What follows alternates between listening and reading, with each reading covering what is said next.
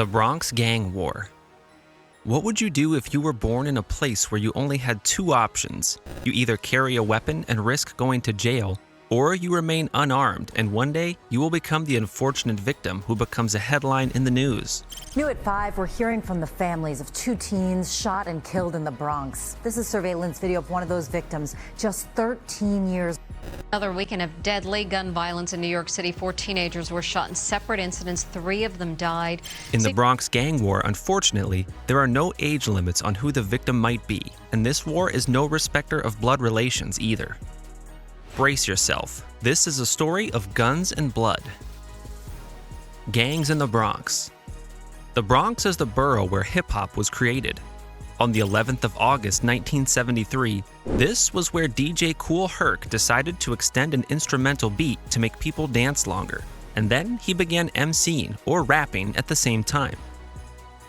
However, while the Bronx is a place rich in history, it is also the poorest congressional district in the US, and this is why various street gangs have thrived in this county.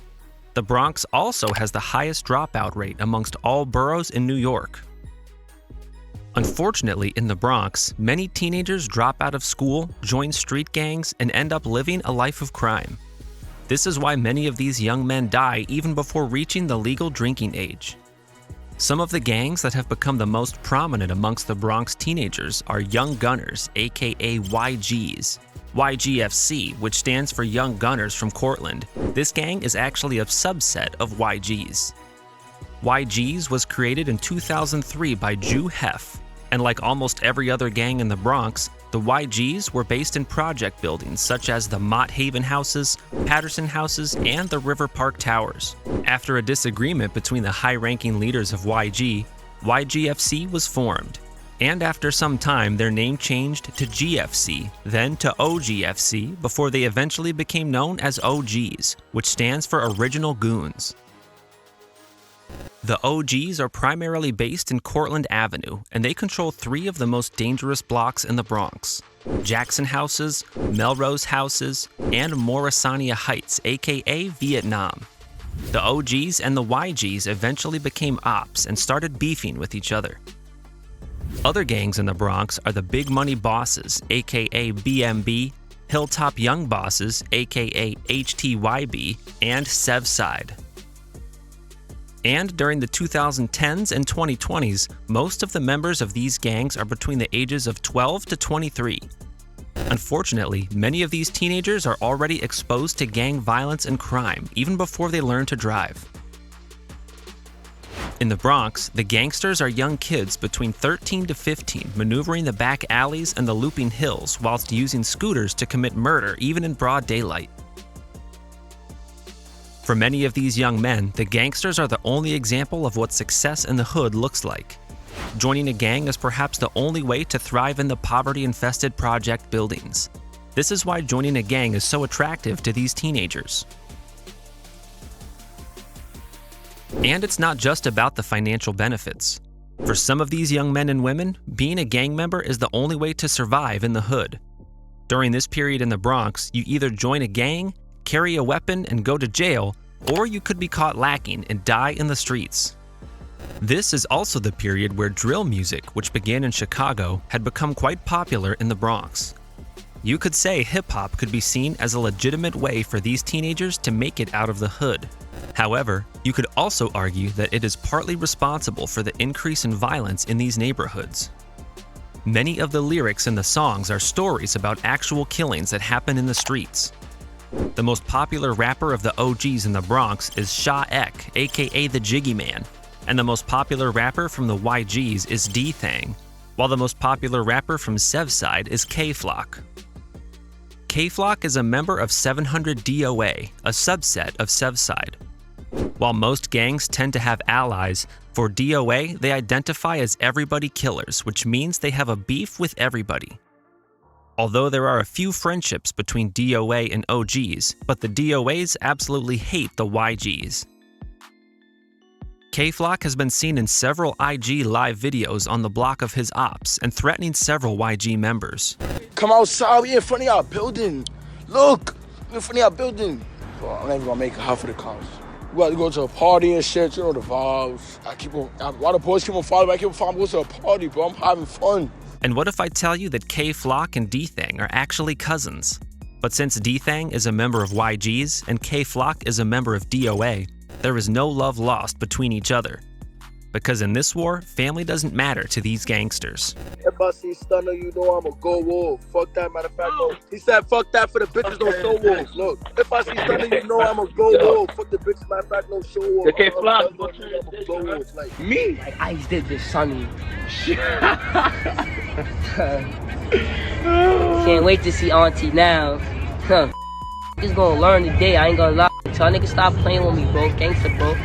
Y'all niggas stop playing with me in they raps, bro. Apart from D-Thang, some other members of YG are E-Day, T-Mac, Raw G's, Bando G's, and Six. And one of the first victims of this war was killed by a large group of YG members. On the 16th of April 2012, a group of YG members went to the Melrose houses looking for ops to kill. Unfortunately, the YG members found 16-year-old Noah Bala.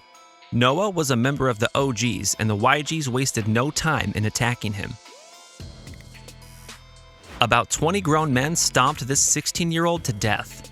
Some reports state that most of the men who attacked Noah were all drunk. And Noah's death is one of the incidents that intensified the war between the YGs and the OGs. The OGs were now seeking revenge, and although it did take some time for it to come, they retaliated in 2020. On the 7th of April 2020, Wu Lottie was in Sugar Hill with some YG members when they were attacked by a car full of OG members. Wu Lottie was chased by several OG members, but unfortunately he tripped and fell. He was beaten with broomsticks, trash cans, and also stabbed with knives in the torso and thigh. Wu Lottie, who was just 18 years old, later died at 12:50 a.m. at the Harlem hospital.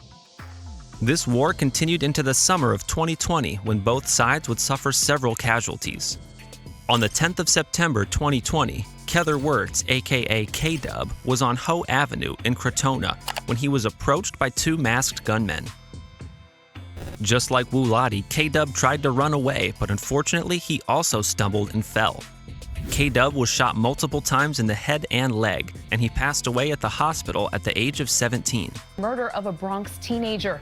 Police say 17-year-old Kether Wirtz was shot in the head and foot last Thursday afternoon and later died at a hospital. Surveillance video shows the moments leading up to his death on Hoe Avenue in Crotona. Various reports state that K-Dub was killed by DOA members and not by the OGs, but it didn't take long before the YGs got their revenge.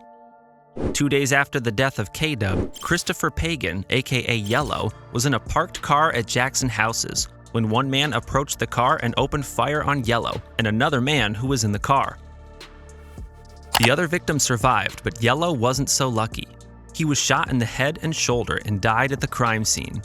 This bloody summer of 2020 continued all the way into December. Some of the victims who were killed during this period were 16 years old JB, a close friend of K Flock, and 17-year-old B Diddy, who wasn't even a gang member. And the bloodshed became even worse in the summer of 2021. 19-year-old Ty Swish, a rapper who was associated with the YGs, was shot in the eye while passing through the lobby of his own apartment. And only 4 days later, a retaliatory attack happened when the youngest victim of this war was killed. On the 11th of July 2021, 13-year-old Jay Rip, who was a close friend of K-Flock, was killed. At about 3:15 p.m., a black sedan pulled up at 743 East 187th Street near Prospect Avenue. A gunman hopped out of the backseat of the car and opened fire on two boys standing across the street. One of the boys managed to escape, but Jay Rip was shot in the chest and the ankle. Unfortunately, he died on the way to the hospital.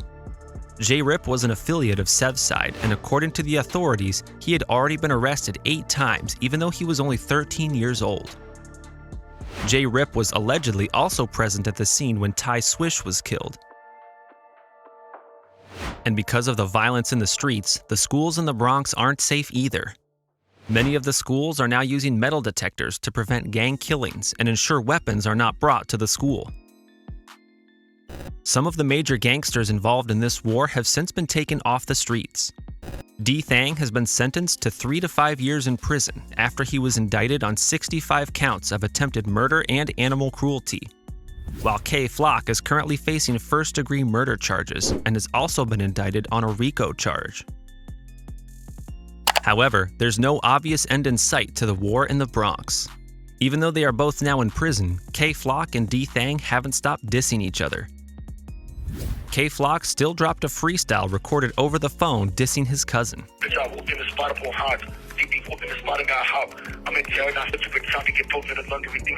It didn't take long before D Thang replied with his own jail freestyle also recorded over the phone.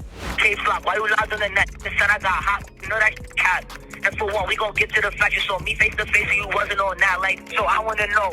Heard you got here like 3 days ago. Like, who did you touch? Like, who got can't talk too much, forgot I'm on his phone. D Thang will probably be released from prison 3 to 5 years from now. But for K Flock, no one knows if he will ever be released from jail. But one thing we can all agree on is that we hope the victims of the Bronx gang war rest in peace.